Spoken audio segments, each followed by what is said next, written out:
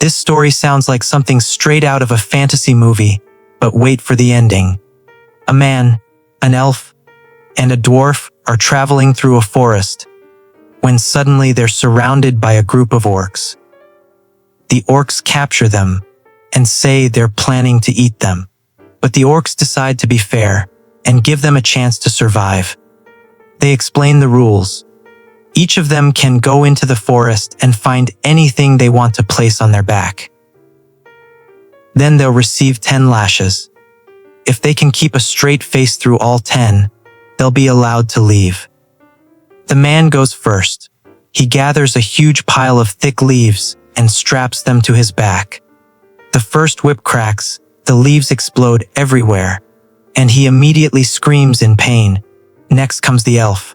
Being clever, he finds a thick piece of tree bark and ties it to his back.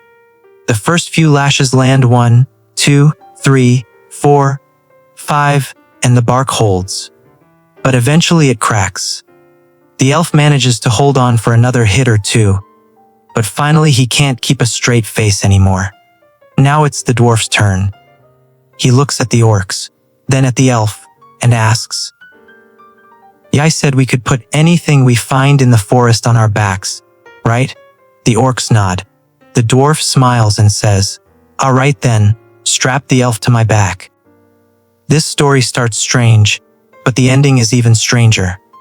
A pregnant woman expecting triplets walks into a bank one day. While she's inside, a robbery suddenly breaks out, and in the chaos, she gets injured.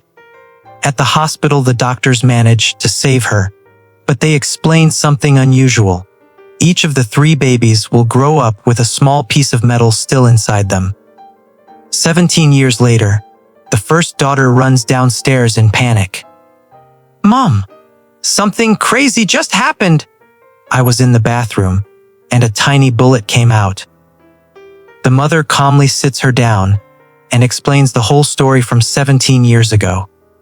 A week later, the second daughter comes running downstairs, yelling the exact same thing.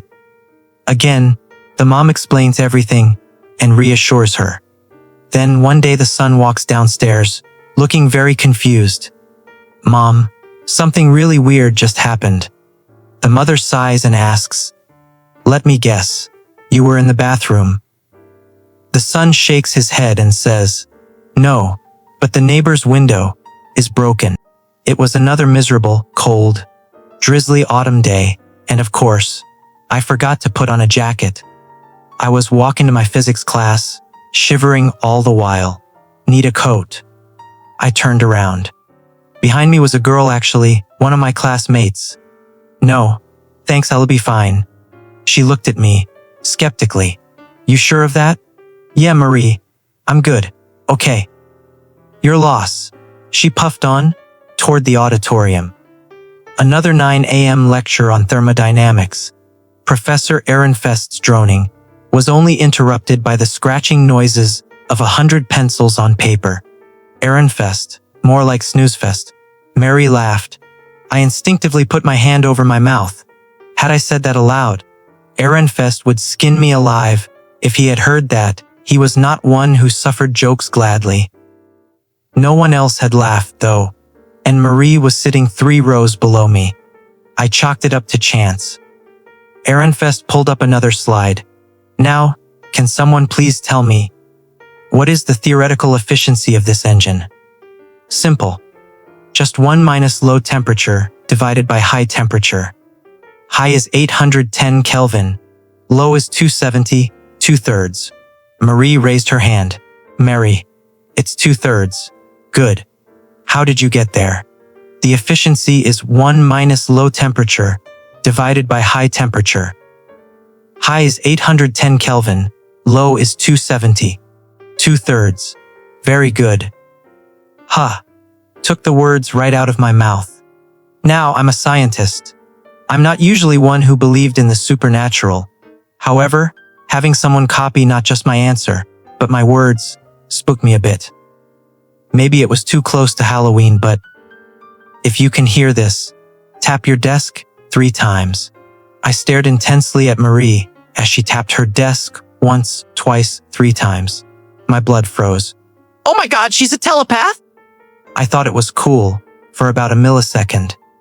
That's when I realized that Marie could likely hear everything coming out of my head.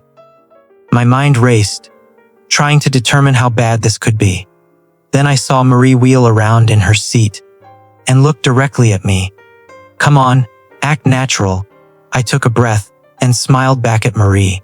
She nodded and turned back to look at the blackboard. 10 a.m., class over.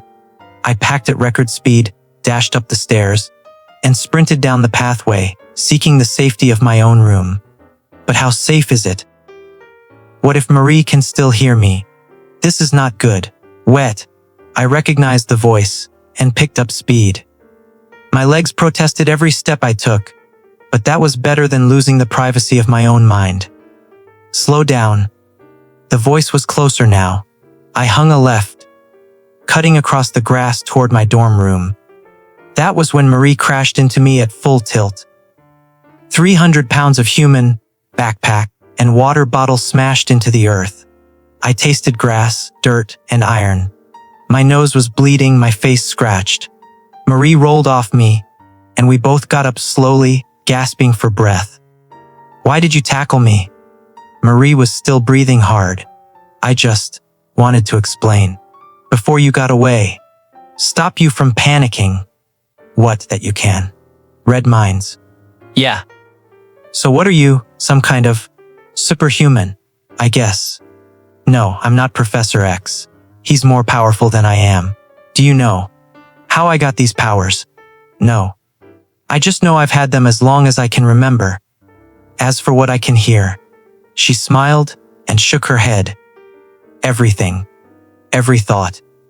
I know that Kay has the hots for Sophia, that Roy's mom died last week, that you're...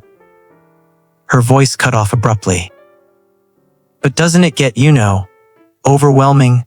She scratched her head. A bit, yeah. It's why I keep to myself mostly. Hey, it is what it is. She looked straight at me, her pale eyes seeming to see right through me. Look, I'm sorry for reading your mind without your permission.